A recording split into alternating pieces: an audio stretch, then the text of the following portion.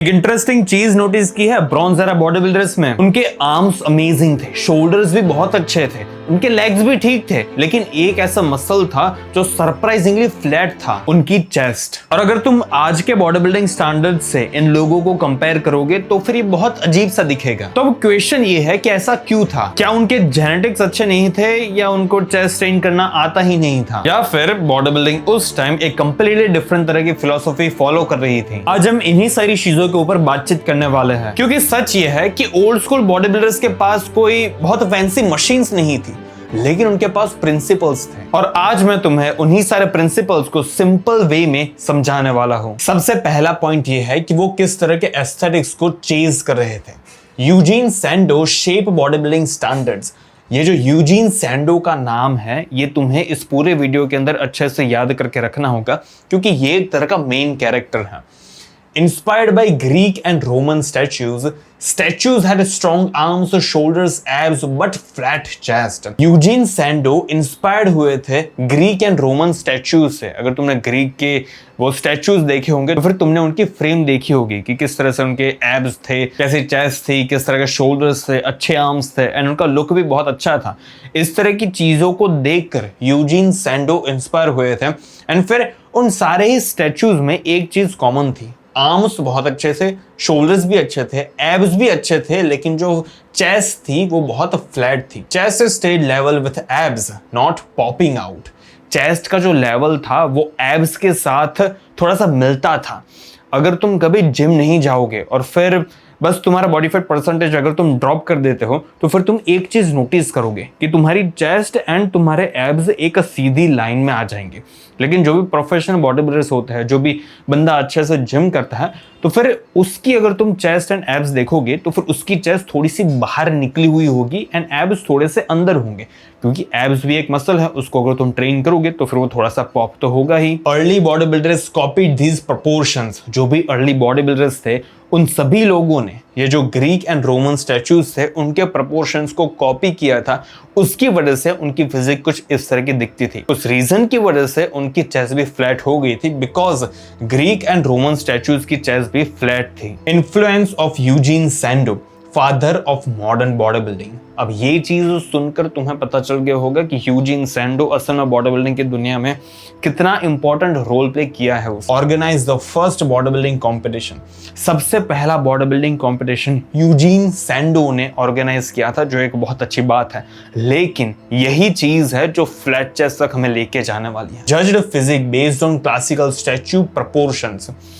जब Eugen Sandow जज कर रहे थे सारे बॉडी बिल्डर्स को, तो फिर उन सभी लोगों की फिजिक वो उस स्टैच्यू के साथ कंपेयर कर रहे थे कि भाई किसकी फिजिक उस स्टैच्यू के साथ सबसे ज्यादा अच्छे से मिलती है, कौन से ऐसे मसल्स है जो उन स्टैच्यूज के कंपैरिजन में थोड़े ज्यादा बड़े भी थे। लेकिन अगर तुम एक बात वापस से सोचोगे तो फिर तुमने उस चीज को पकड़ लिया होगा कि अगर उन सभी स्टैच्यूज की चेस्ट की साइज अगर कुछ खास थी नहीं, तो फिर इन बॉडी बिल्डर्स की, अगर कुछ बॉडी बिल्डर्स की मान लीजिए कि चेस्ट अच्छी खासी है, तो फिर यूजीन सैंडो उसको प्रमोट नहीं करने वाले, उसको पहले नंबर नहीं देने वाले, क्योंकि उसकी चेस्ट बड़ी है लेकिन उन स्टैच्यूज के चेस्ट की साइज बड़ी नहीं थी, इसलिए वो उस बंदे को पहला इनाम नहीं देने वाले, लेकिन उस बंदे को देंगे जिसकी बॉडी के प्रोपोर्शंस उन स्टैच्यूज के साथ मिलते जुलते थे। Because Sandow had flat chest, many lifters copied that.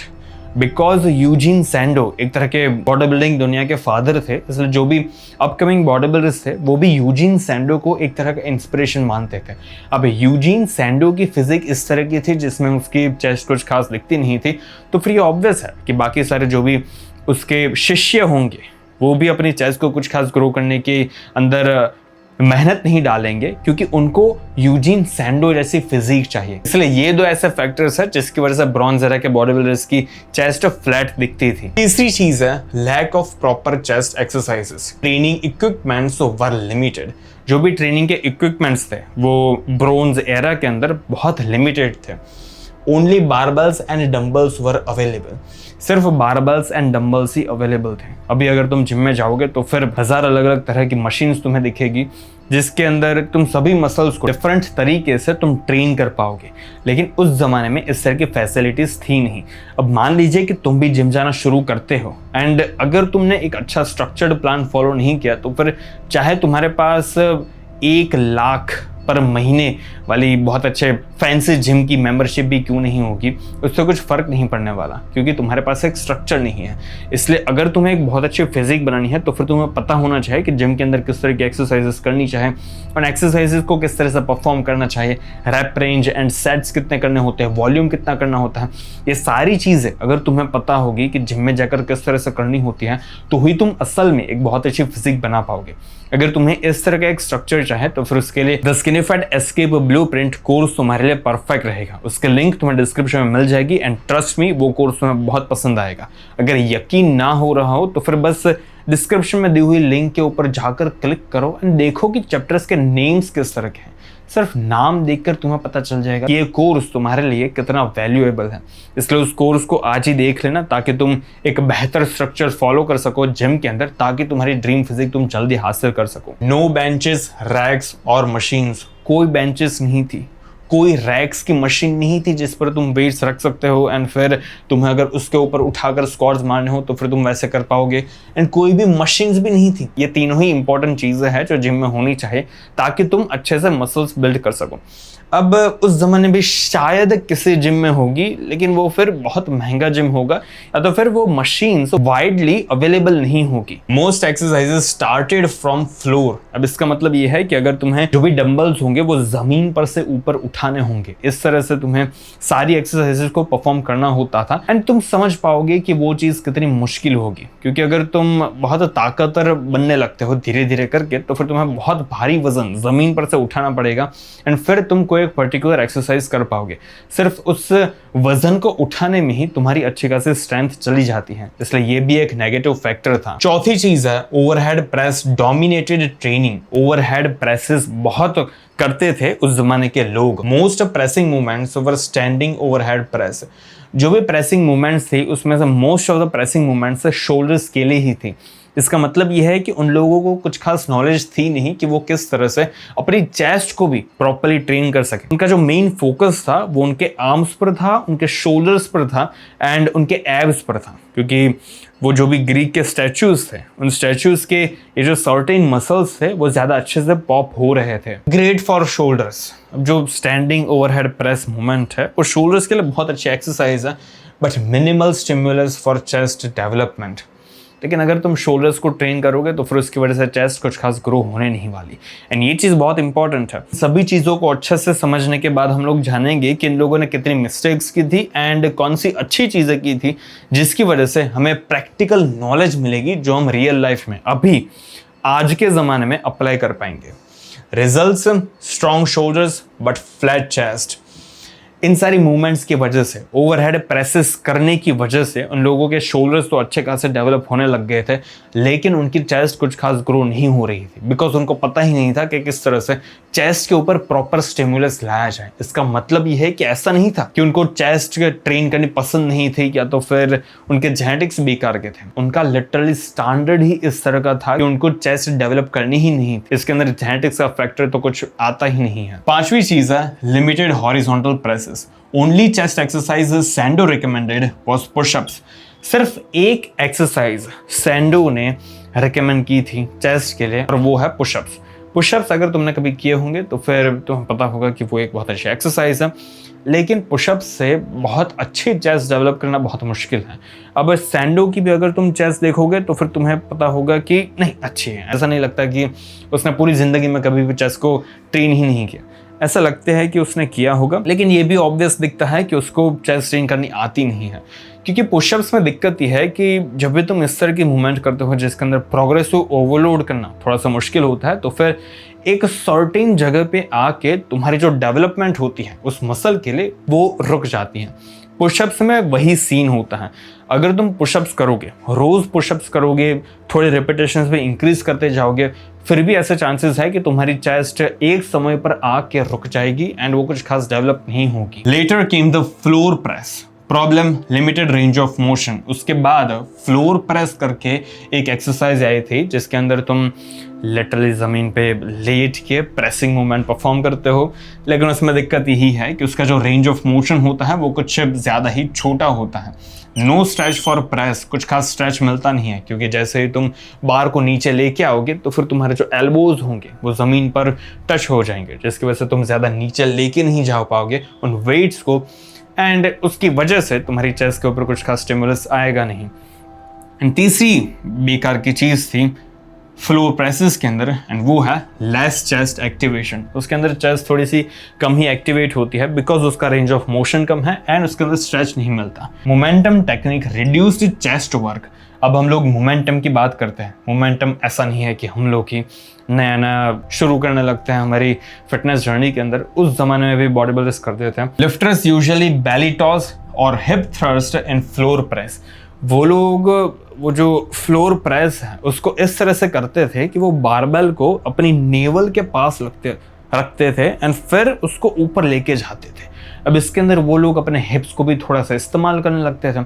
अब जो भी थोड़ा सा चेस्ट का स्टिमुलस उन लोगों को मिलता था फ्लोर प्रेस के अंदर, वो भी अब नहीं मिलेगा बिकॉज वो मोमेंटम का यूज कर रहे हैं। इसका फायदा ये है कि इसकी वजह से हैवियर वेट्स वो लोग उठा पाएंगे, but chest did even lace work. मतलब ये है कि थोड़ा ज़्यादा वजन तुम उठा पाओगे मोमेंटम की वजह से, लेकिन चेस्ट के ऊपर स्टिमुलस अब और भी ज़्यादा डिक्रीज हो जाएगा। Further slowed chest development. इन सारी चीज़ों की वजह से चेस्ट का जो डेवलपमेंट है वो और भी ज़्यादा कम हो गया। People still do this momentum mistake. अभी भी तुम लोग अगर अपने आप को bicep curls and tricep extension, tricep push downs, इन सारे एक्सरसाइजेस में देखोगे तो फिर तुम नोटिस करोगे कि तुम कहीं ना कहीं मोमेंटम का यूज़ कर रहे हो। जब भी तुम मोमेंटम का यूज़ करते हो तो फिर जो भी एक पर्टिकुलर मसल के ऊपर तुम आइसोलेट करने की कोशिश कर रहे होते हो, उस एक्सरसाइज को परफॉर्म करके वो गोल तुम हासिल नहीं कर पाओगे, बिकॉज अब एक से ज़्यादा मसल्स एक्टिवेट हो रहे हैं, जिसकी वजह से वो एक जो पर्टिकुलर मसल है जिसके ऊपर तुम ज़्यादा फोकस करने की कोशिश कर रहे थे वो अब तुम नहीं कर पाओगे। इसलिए मोमेंटम पहले के ज़माने में भी एक बेकार की चीज़ थी एंड आज के ज़माने में भी एक फालतू की चीज़ है। इसको करना अभी ही बंद कर दो ताकि तुम्हारा मसल जल्दी ग्रो हो सके। The bench press changed everything. Benches started appearing in 1930s and 1940s। Finally 1930s and 1940s में थोड़ी सी प्रोग्रेस हुई, थोड़ी सी तो नहीं बोल सकता, अच्छी खासी प्रोग्रेस हुई। बेंचेस आना शुरू हो गई थी। अब लोग बेंचेस के ऊपर बेंच प्रेस परफॉर्म कर रहे थे। This allowed proper horizontal pressing. इसकी वजह से बेंच के ऊपर प्रेसेस करने की वजह से एक प्रॉपर हॉरिजॉन्टल प्रेस लोग अब लगा पा रहे थे। पहले ऐसा हो रहा था कि लोग हिप थ्रस्ट लगा रहे थे तो फिर शोल्डर प्रेस करते थे, लेकिन अब फाइनली बेंचेस की वजह से लोग असली हॉरिजॉन्टल प्रेसेस करेंगे।